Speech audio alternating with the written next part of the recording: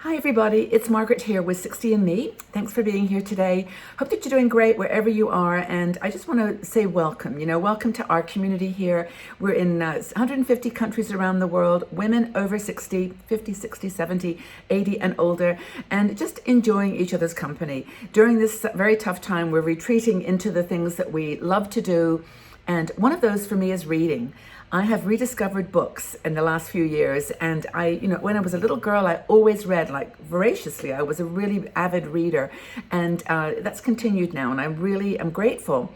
We have some bloggers like Pam Lamp who write articles about books that they're reading, recommending them to you. Now, I don't read that many books, and Pam, I think it's her life, it's her passion. So I've got 7 books for you that she recommends, and I would love to have your recommendations. Let's do a book club meeting today. I think it'd be really fun because I know you guys are always up to reading wonderful books, and I've taken some of your recommendations. The Shell Seekers was one that somebody recommended, and I loved it. But there's so many that you are discovering and enjoying that you can share with us. Okay, so here's the ones that Pam was talking about, and I wanted to start by a really wonderful comment that she makes at the beginning of her article, which I'll leave the link below, and that is, give books a try. Give them 3 chapters. Don't waste your time on them if you don't like them after that point. I think that's such a good message because I know we sort of battle on through a book sometimes when we just know it's not for us. It's not our book. So she says, try these books that she's recommending if you'd like, but don't stay with them if you don't think they're the right book for you. So from death and suspense in India to mystery and romance in Russia, she's got some really good titles here. I must admit, I have not read any of these titles. So I'm going to read from my notes, if I can remember some of them, to my mind, and just share with you what Pam suggests. Go to her article. You can read them in more detail, but she's given a really good variety, I think, of adventure, mystery, romance, lifestyle titles. So the first one is Her Last Flight, and it's by a woman called Beatrice Williams. And it's historical fiction, and it's about the story, really, in a way, of the first female pilots. It's sort of got all those associations to the Lindbergh and other people of the world. It's just, it's an early flight pilots. And people who just found the courage to head off across the ocean in a little piece of tin, basically. I mean, just the amazing, adventure and courage of that. So, and I think the story kind of always asks the questions about, are these people really who we think they were? Do we really know the whole story? So the story is of a woman called Janie, who's a war correspondent and photographer, and she goes off to Hawaii in search of a missing aviator. I think his name is, I don't know her name, but she's supposedly accompanied a daredevil pilot called Sam Elliott. And I guess underneath all this is the adventures of Amelia Earhart and the things that she may or may not have done. So, Pam just talks about the characters that she fell in love with, how these characters were so real and interesting, and, enjoying this amazing, adventurous lifestyle. Because now we get on a plane, well, sometimes we get on planes, not at the moment, but when we do, we don't even think about it. We're on a very, large commercial plane. We don't think about those early aviators. And this is a story about them. So I think that's a good one. Her Last Flight is what it's called. The next one, this one I want to read, is called The Last Tiara. Is it The Last Tiara? The Last Tiara. I think it might be The Lost Tiara. I might have spelled that wrong after having followed The Last Flight. But The Lost Tiara by M.J. Rose. This is a story about a woman called Sophia, who is a nurse in the Russian war, in a Russian war hospital. It's back in like the 1915s.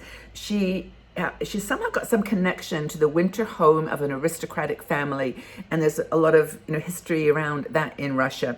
But in 1940, it then sort of switches to 1948 in New York City, where there's this woman called Isabel who discovers, I don't know how she discovers it, a mysterious tiara. Oh yeah, she's actually cleaning her mom's apartment after she died, and she finds this tiara, and the stones are all taken out. It's concealed behind a wall.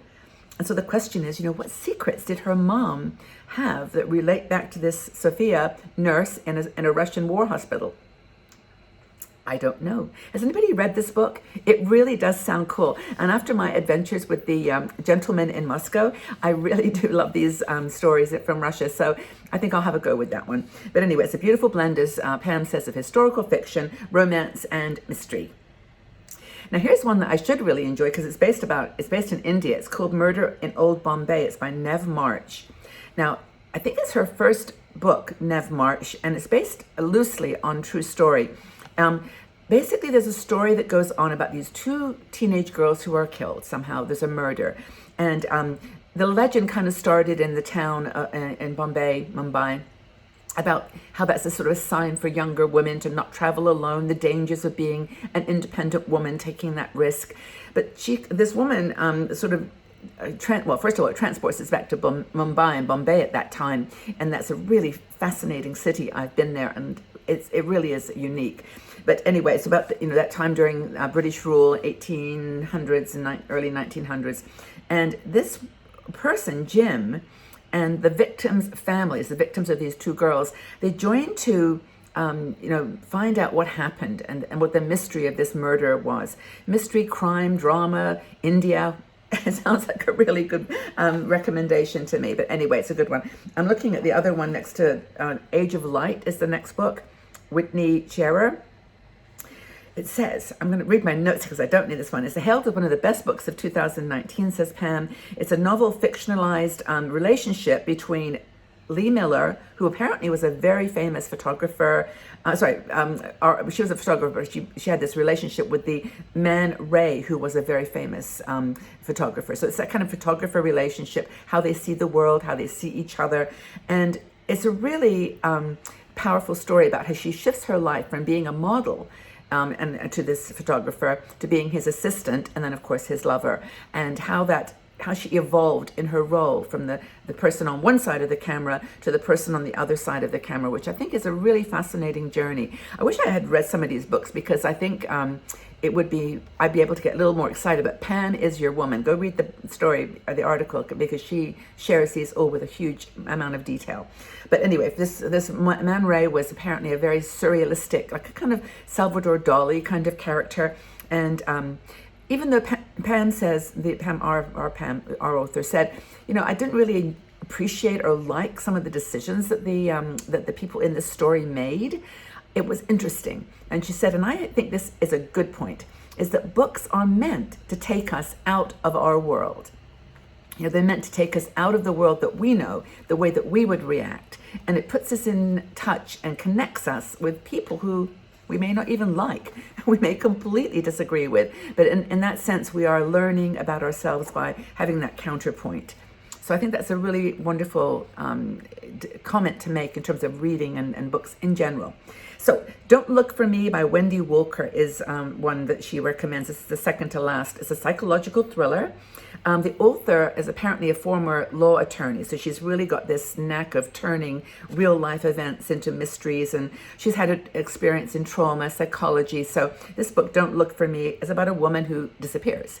A classic story that I think there's a very unique twist to this. Her name's Molly. She leaves, maybe she wants to leave her past behind. There is some kind of tragedy that's happened early in her life.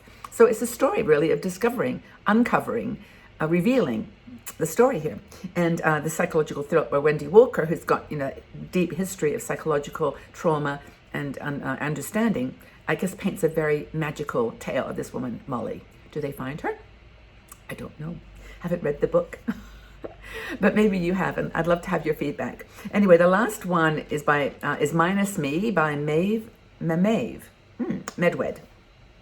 It's got mixed reviews, and this is about family who enable people in their family when they've got challenges and problems. It's like, that desire that we have to change people, to make them better, to heal them, to do it for them. And I think this could be a very, very powerful story for a lot of women in our community. Basically, the story is around a woman called Annie. And when she learns her cancer diagnosis, she actually writes a manual for her husband, Sam, thinking that he wouldn't have a clue and what to do.